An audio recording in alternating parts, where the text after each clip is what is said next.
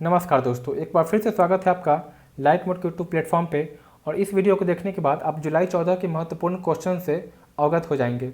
हमारे 2 GK subscription available हैं, कृपया डिस्क्रिप्शन बॉक्स में जाएं और अगर आपको पसंद आए और अपनी जॉब सुनिश्चित करना चाहते हैं तो इसे ज़रूर परचेज करें। बढ़ते हैं पहले प्रश्न पे। Who has been appointed as vice president of ADB? तो यह बने हैं अशोक लवासा। अशोक लवासा भी भारत के इलेक्शन कमिश्नर है। वह यह पद छोड़कर वाइस प्रेसिडेंट बनेंगे। इससे पहले अपना इलेक्शन कमिश्नर का पद छोड़ने वाले थे नगेंद्र सिंह। इन्होंने 40 वर्ष पहले इलेक्शन कमिश्नर का पद छोड़कर international court of justice join किया था, जो कि हेग में है। अभी वाइस प्रेसिडेंट एडीबी के हैं दिवाकर गुप्ता, जो कि अपने पद से भी हटने वाले हैं। और भारत के चीफ इलेक्शन कमिश्नर अभी हैं सुनील अरोड़ा। इलेक्शन कमिश्नर तो अशोक लवासा है, बट चीफ इलेक्शन कमिश्नर है सुनील अरोड़ा।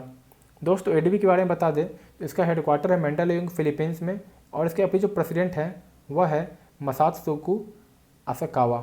ओके, बढ़ते हैं अगले प्रश्न पे। किस भारतीय डेलीगेट ने इंडिया यूरोपियन यूनियन समिट को अटेंड किया? तो यह अटेंड किया नरेंद्र मोदी ने। नरेंद्र मोदी जी ने यह 15वां समिट अटेंड किया और इसमें काफ़ी सारे मुद्दों पे बात की गई। कोविड से लेकर भोपाल में किस तरह मेट्रो की लाइन बिछेगी, उन सभी बातों पे। यूरोपियन काउंसिल के जो अभी प्रेसिडेंट हैं वह हैं mister Charles Michael. Okay, moving on. हाल में ही भारत ने किस देश के साथ व्यापार करने के लिए अपना ट्रेड रूट ओपन किया? तो यह किया भूटान के साथ। यह ट्रेड रूट वेस्ट बंगाल के जयगांव और भूटान के पासाखा, इस दोनों को कनेक्ट करेगा। दोस्तों, आपको बता दें भूटान का biggest trading partner means largest trading partner India है। लगभग 9 से 10 हज़ार करोड़ के बीच दोनों के बीच ट्रेड होता है। और इस ट्रेड में ग्रेनाइट से लेकर कार्डामम सभी ट्रेड किए जाते हैं। यह है भूटान के prime minister Lotay Tshering. Moving on. Which rival country has been acquired by Analog Devices for 21 billion US$? तो एनालॉग डिवाइसेस ने अपने राइवलरी जिनके साथ चलता था मैक्सिम इंडिकेटर्स, उसको एक्वायर कर लिया है 21 बिलियन US$ में। फ्लिपकार्ट और वॉलमार्ट की जो डील हुई थी वह 20 बिलियन के आसपास थी, तो यह उससे भी बड़ी है। चलिए देखते हैं इसके बारे में। यह है सेमीकंडक्टर की मार्केट की लड़ाई। तो इस मार्केट में सॉफ्टबैंक ने एक्वायर किया था ARM को, आर्म होल्डिंग्स को। सॉफ्टबैंक वही जो जिसे मासायोशी सेन चलाते हैं और दुनिया की सारी बड़ी कंपनियों में इन्वेस्टमेंट कर रखा है, जिसमें से टॉप पे जैकमा की कंपनी थी अलीबाबा। यह 30 बिलियन में एक्वायर हुआ था और उसी क्रम में यह देख सकते हैं 2020 तो एनालॉग डिवाइस ने एक्वायर किया है मैक्सिम इंटीग्रेटेड प्रोडक्ट्स को 19.8 बिलियन US$ में। लास्ट ईयर ब्रॉडकॉम ने एक्वायर किया था सिमेंटेक को। दोस्तों, ऐसा नहीं है कि यह वर्ल्ड के इतिहास का यह जो आप 30 बिलियन US$ देख रहे हैं यह मैक्सिमम एक्विजिशन है। अगर आपको आज तक के सबसे बड़े एक्विजिशन के बारे में बताएं तो हुआ था यह कि 1999 में वोडाफोन थी। वोडाफोन उस टाइम उसको वोडाफोन एयर टच बोलते थे। वोडाफोन बेसिकली ब्रिटेन की कंपनी है, ब्रिटिश कंपनी है। तो वोडाफोन एयर टच ने एक्वायर किया था एक जर्मन कंपनी को। उस जर्मन कंपनी का नाम था मैनिसमैन, MANNESMANN, मैनिसमैन। और यह एक्वायर किया था, इसका था 287 बिलियन US$। तो आप समझ सकते हैं 287 बिलियन US$। तो इस ब्रिटिश कंपनी ने इस जर्मन कंपनी को एक्वायर किया था। वह यह आज तक के इतिहास का सबसे बड़ा एक्विजिशन है, तो आप यह भी याद रखना। Moving on. Google is investing 4.5 billion US$ for a 7.73% stake in the top Indian telecom network.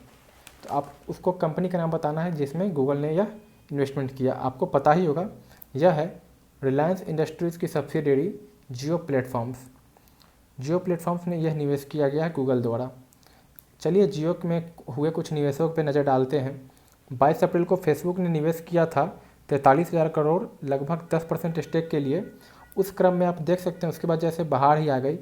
कहा यह जाता है कि इस डील को मुकेश अंबानी के बेटे के कहने के बाद हुआ था। उसके बाद आप देख सकते हैं किस तरह सारी कंपनियां साथ आई, फेसबुक से लेकर सिल्वर लेक, और इसमें मेन कंपनियां हैं। सिल्वर लेक यहाँ भी है और फिर क्वालकॉम, गूगल। तो शायद ही दुनिया की कोई कंपनी है जिसमें फेसबुक का भी इन्वेस्टमेंट हो, क्वालकॉम का भी हो, गूगल का भी हो। और माइक्रोसॉफ्ट पहले से ही रिलायंस के साथ है। तो दोस्तों 33,000 करोड़ रुपए गूगल ने दिए हैं 7.7% स्टेक के लिए। गूगल भारत की मार्केट को एक्वायर करना चाहता है और जिस तरह दुनिया में हर एक टेक कंपनियों के द्वारा सरकारें सख्त हो रही है तो वह ताकि इंडिया में सपोर्ट मिले तो वह भी एक एंगल है। आपको बता दें दोस्तों 2012 में गूगल इंडिया में आई थी। गूगल का जो मैप्स है गूगल मैप्स उसको लेके उस टाइम यह ऑफलाइन मोड में यह ऐप यूज होता था। फिर उसके बाद 5 साल तक तो कुछ हुआ नहीं, बट 2017 के लगभग सितंबर के आसपास इन्होंने तेज लेके आए ये लोग, तेज जिसे कि अभी हम लोग गूगल पे से जानते हैं। 2017 में इन्होंने टू व्हीलर भी गाड़ियाँ लाया। फिर उन्होंने गूगल असिस्टेंट लाए और जिसे कोई काई ओएस भी बोलते हैं, काई ऑपरेटिंग सिस्टम, जो आप यहाँ देख सकते हैं। फिर उन्होंने 2018 में हिंदी कंटेंट वगैरह के लिए नवलेखा लाया। और एक बड़ा जो आपको बता दूँ, मार्च 2019 में इनका एक बोलो मीन्स रीड अलोंग ये एक टाइप का यह means speech based reading app था, तो यह बच्चों के लिए लाया गया था। इसको भी गूगल काफ़ी अच्छे से इसको इंटीग्रेट मीन्स इस पर काम करने वाला है।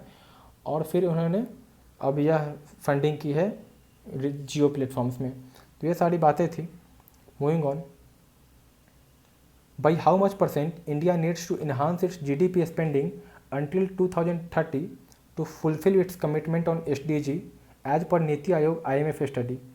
तो नीति आयोग और IMF ने स्टडी किया, उसके हिसाब से बताया गया कि भारत को 6.2% एक्स्ट्रा मीन्स जो भी GDP है उसके अलग से और चाहिए होगा, सो डैट वो भी 2030 तक, ताकि जितने भी SDG में कमिटमेंट किए गए हैं उसको निभाया जा सके।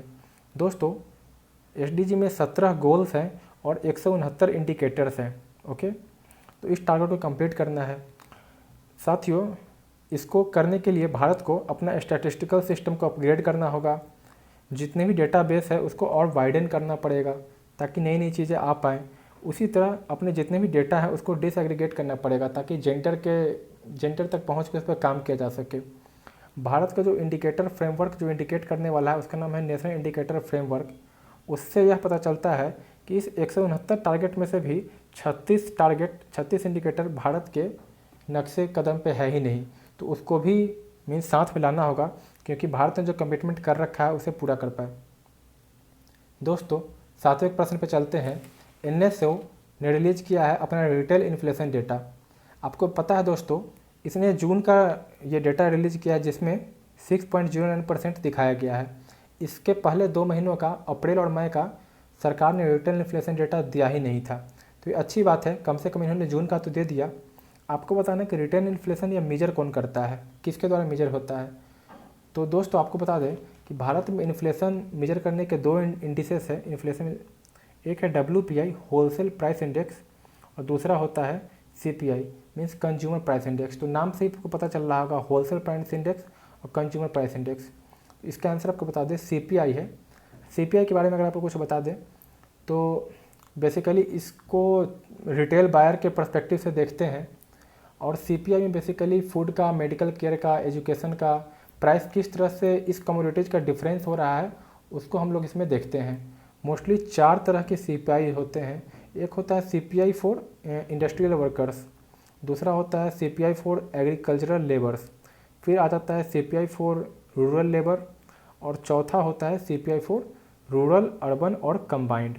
आपने देखा 4 तरह के CPI होते हैं, इंडस्ट्रियल वर्कर के लिए, एग्रीकल्चर लेबर्स के लिए, रूरल लेबर्स के लिए, रूरल अर्बन कंबाइंड के लिए। इसमें से जो पहला 3 है ना, इस पहले 3 को भारत का लेबर ब्यूरो कंपाइल करता है, मतलब कि ministry of labour and employment, Gangwar ji वाला। और ये जो चौथा इसको करता है NSO जो कि MOSPI के अंदर आता है, ministry of statistics and programme implementation. दोस्तों आपको बता दें जो CPI है, CPI का बेस ईयर है 2012, तो आप इसे याद रखना। और जो भारत का मॉनेटरी पॉलिसी कमेटी है वह भी मीन्स इन्फ्लेशन कंट्रोल के लिए CPI के डेटा को ही यूज करता है। Moving on, who is the main deity of Shri Padmanabha Swamy temple in Trivendrapuram Kerala. तो पद्मनाभ स्वामी टेम्पल जो है इसके जो मेन डेटी है वह है लॉर्ड विष्णु। बढ़ते हैं अगले प्रश्न पे। आपको बताना है कि रिलायंस इंडस्ट्रीज लिमिटेड की मार्केट कैपिटलाइजेशन कितना है। इसका मार्केट कैपिटलाइजेशन है 12 ट्रिलियन। 1 ट्रिलियन में 1 लाख करोड़ होता है दोस्तों। आपको बता दें कि 40 सालों में जो पहला 6 ट्रिलियन मीन्स 6 लाख करोड़ रुपया मार्केट कैप हुआ, उसमें 40 साल लगे, और अगले 6 लाख करोड़ में 4 साल से भी कम लगे।